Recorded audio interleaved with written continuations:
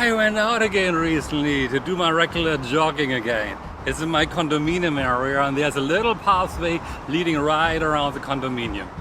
Now I always exercise around 6:30 in the evening time. Now this time I saw 10 people doing their rounds. There was no way of avoiding each other and do social distancing in such confined space. But hey, little did I know that humans are really good in adapting to new circumstances. People took a circle around each other or cut into different directions to avoid facing each other, passing each other or overtaking each other. Now I'm running quite a bit. When I exercise, I really sweat a lot. My exercise involves running up 13 floors in my condominium, pushing myself so that my lungs are really paining. My heart is totally pumping. Now to relax later, I take the elevator back down to the garden and just take a little stroll to calm down and get back to normal. This time the elevator stopped at the 5th floor. The door opened up. In came a woman and I saw her hesitation. Hey, there's a guy sweating like mad in the elevator. She was polite enough to enter, but I realized her nervousness, this nervous energy around her, because I could have had a fever, right? Later, going up, I entered the elevator and I saw someone physically slowing down so that he did not need to share the elevator with me. Now, it does not mean that I look like totally coming from the sauna or from somewhere else.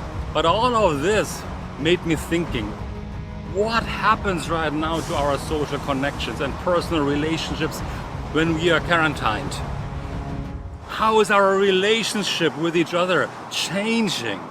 Personal connections are so incredibly important to us. You see, we need to relate to each other. We need the smile of the other person. We need to have the eye contact at least every now and then. Is it all on its way out just because of the crisis, just because of the virus? I hope that this is not a change that lasts forever. You see, people are motivated by either pain or gain, carrot or stick, reward or punishment. Now in the language and behavior profile, we call these motivation drivers. And you can either move towards something or you move away from something. It's not that clear cut always, and things change when we change context. But we humans are flexible and you can't put us so much into a box. However, what we often don't realize that we don't just move away from things or situations.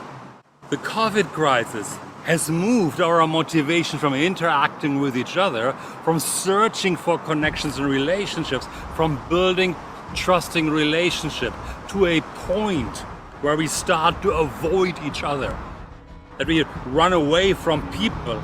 And in my map of the world, that's scary. Think about it.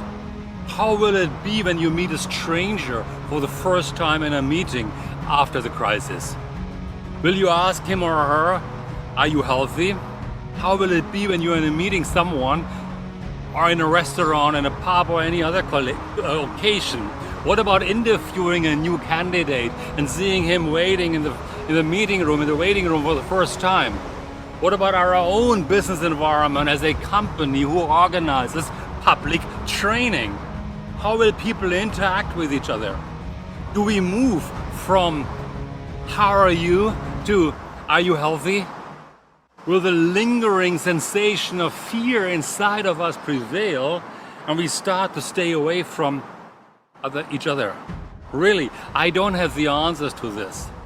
But somehow, I just simply hope that we will again be drawn toward each other and not away from another person. So I'm inviting you for your comments. I'm really curious about what you think. Please share your thoughts in the comments. Thank you.